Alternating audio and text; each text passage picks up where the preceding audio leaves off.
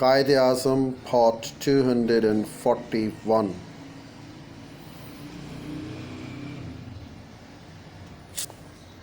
On 4 March 1942, Churchill cabled Roosevelt,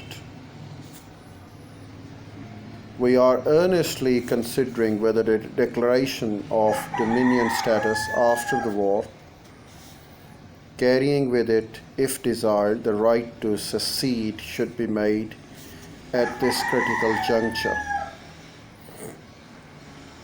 We must not on any account break with the Muslims, who represent 100 million people and are the main army elements on which we rely for the immediate fighting."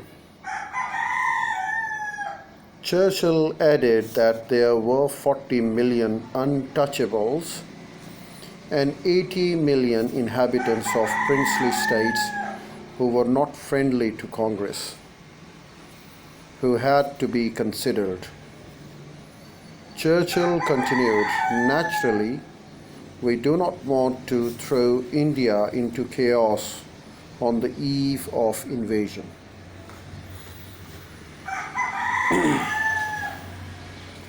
Well, what I can comment on it, the military strength of British India was based on the Muslims, of course. They were fighting the wars, they were defending, and they were in the army.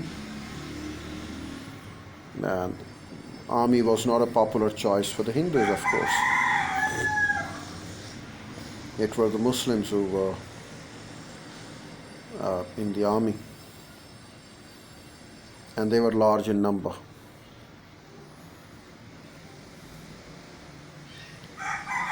More than 100 million more than 100 million Muslims in India. At that time, it means 10 crore se zyada Musalman the, and 40 million untouchables. Those they used to call Dalits, Achut, Shudar. They were 40 million, 4 crore. So this was the composition of India, that more than 10 crore Musalman the, more than 4 crore अछूत शूदर दलित थे, जिनको ज़िंदगी का हक नहीं देती थी कांग्रेस. हिंदू समाज ज़िंदगी का हक नहीं देती थी. What to say of a political representation? And then, of course, there were state inhabitants, and their population was 80 million.